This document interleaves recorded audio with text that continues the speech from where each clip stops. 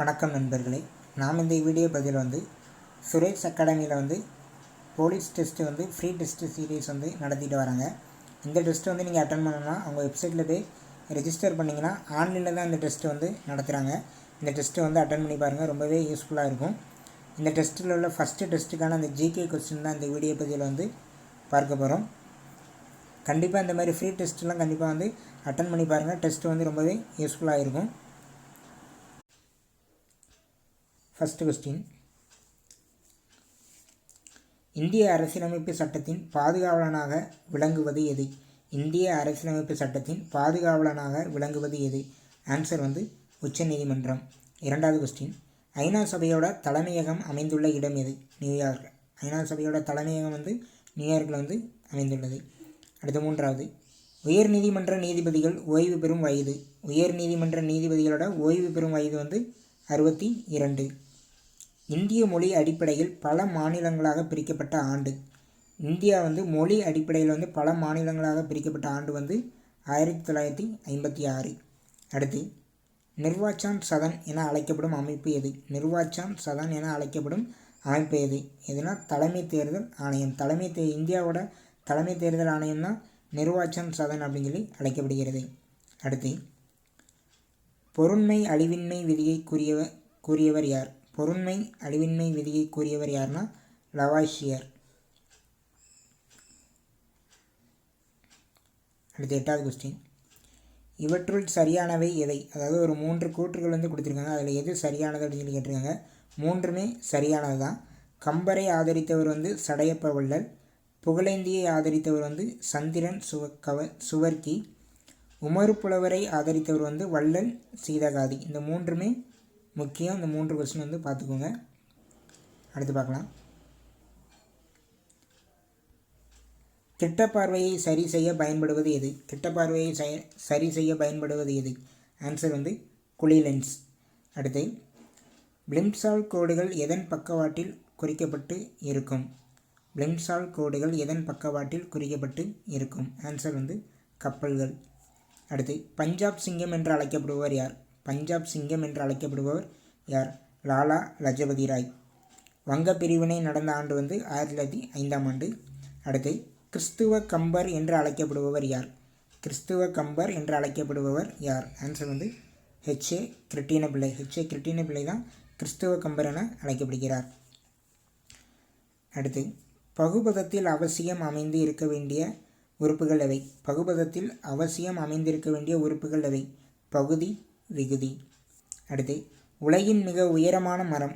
உலகின் மிக உயரமான மரம் செக்கோயா. அடுத்து 16வது கொஸ்டின், 22 கேரட் தங்கத்தில் உள்ள தங்கத்தின் சதவீதம். 22 கேரட் தங்கத்தில் உள்ள தங்கத்தின் சதவீதம் 91.6%. அடுத்து 17, முத்தமிழ் காவலர் என போற்றப்படுபவர் யார்? முத்தமிழ் காவலர் என போற்றப்படுபவர் யார்? ஆன்சர் விஸ்வநாதம்.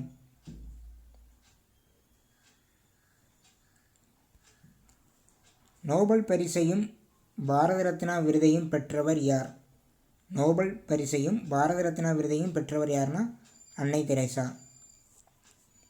அடுத்து 21, இந்தியாவின் திட்ட நேரத்தை கணக்கிட உதவும் தீர்க்கக்கோடு எதன் வழியை கடந்து செல்கிறது?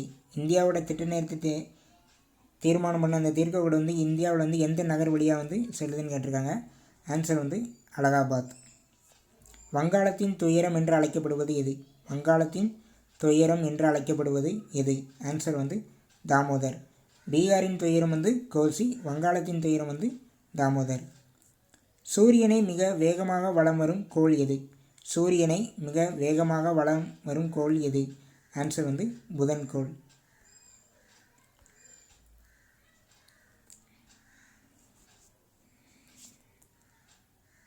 தென்னிந்தியாவில் உப்பு சத்தியாகிரகத்தை முன்னின்று நடத்தியவர்.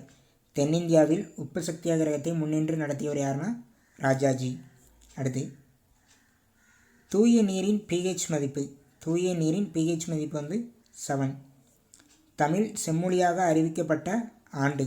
தமிழ் செம்மொழியாக அறிவிக்கப்பட்ட ஆண்டு 2004.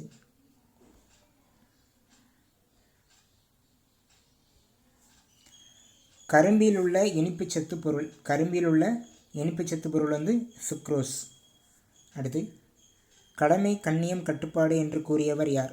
கடமை கண்ணியம் கட்டுப்பாடு என்று கூறியவர் வந்து அறிஞர் அண்ணா. அடுத்து 29வது கேள்வி, பெருமளவில் ராக்கெட்டில் எரிபொருளாக பயன்படுவது.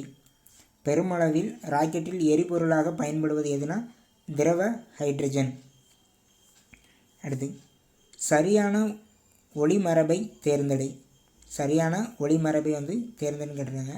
கீழே வந்து ஒரு 4 ஆன்சர் கொடுத்துருங்க. அதில் வந்து எது சரியான ஒளிமரபுன்னு சொல்லி கேட்டிருக்காங்க. ஆன்சர் வந்து குதிரை கணைக்கும், குயில் வந்து கூவும், மயில் வந்து அகவும் அப்படின்னு சொல்லி சொல்லுவாங்க. அடுத்து 31வது வந்து கொஸ்டின், இளமையில் கல் என்பது யாருடைய கூற்று? இளமையில் கல் என்பது யாருடைய கூற்றுனா ஔவையார். அடுத்து 32, பனை என்பதன் பொருள். பனை என்பதன் பொருள் மூங்கில். 33வது கொஸ்டின், இவற்றுள் சரியானதை தேர்ந்தெடுக. 2 கூற்று கொடுத்துருக்காங்க. இதில் எது சரியானதுன்னா இரண்டுமே சரியானது தான். அதியமானின் அவைப்புலவர் வந்து ஔவையார்.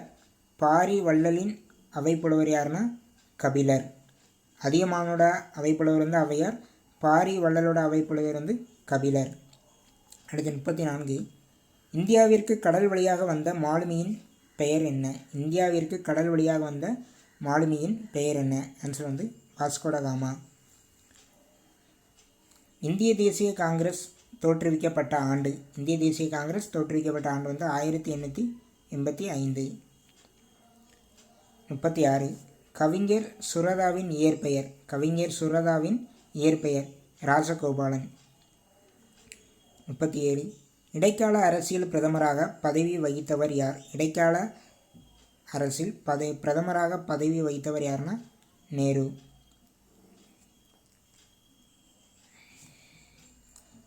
சதுரத்தின் சுழற்சி கோணம் என்னென்னா சுழற்சி கோணம் வந்து 90 டிகிரி. அடுத்து ஜிகே கொஸ்டின் பாருங்கள். 42, பூமிதான இயக்கத்தை தொடங்கியவர் யார்? பூமிதான இயக்கத்தை தொடங்கியவர் யார்? ஆச்சாரியா வினோபாவே. ஆச்சாரியா வினோபாவே தான் பூமிதான இயக்கத்தை வந்து தொடங்கியவர். 43, இந்தியாவில் பசுமை புரட்சி அறிமுகப்படுத்தப்பட்ட ஆண்டு. இந்தியாவில் பசுமை புரட்சி அறிமுகப்படுத்தப்பட்ட ஆண்டு வந்து 1972. சந்திரன் ஐயை விண்ணில் ஏவப்பட்ட உள்ள வருடம் எது? சந்திரன் ஐயை விண்ணில் ஏவப்பட்டுள்ள வருடம் எதுனா 2018. இந்தியாவின் கடற்கரையோர துறைமுகங்களை மேம்படுத்தும் திட்டத்தின் பெயர் என்ன? சாகர் மாலா. அடுத்து இங்கிலீஷ் கொஸ்டின் கேட்டிருக்காங்க. கிராமர் ரிலேட்டடான கொஸ்டின் தான் கேட்டிருக்காங்க. சினானிம்ஸு ஆன்டனிம்ஸு. இப்போ டெலிட் அப்படிங்கிறது வந்து சினானிம்ஸ் வந்து ஹாப்பினஸ். அடுத்து பிகின்ங்கிறது ஹானஸ்ட். அடுத்து 50வது கேள்வி பார்க்கணும். மனித உடலின் மாஸ்டர் கெமிஸ்ட் என்று அழைக்கப்படுவது எது? மனித உடலோட மாஸ்டர் கெமிஸ்ட் என்று அழைக்கப்படுவது வந்து சிறுநீரகம். ஓகே, நம்ம இந்த ஜிகே கொஸ்டின்ஸ்லாம் பார்த்தோம். இதில் வந்து மேக்ஸ் ரீசனிங் கொஸ்டின் வந்து இருக்குது, 30 கேள்விகள் வந்து இருக்குது. இதோட பிடிஎஃப் வந்து நான் வந்து கொடுக்குறேன். இந்த கொஸ்டின்ஸ் எல்லாமே, இந்த மேக்ஸ் கொஸ்டின்ஸ் எல்லாமே ப்ராக்டிஸ் பண்ணி பாருங்கள்.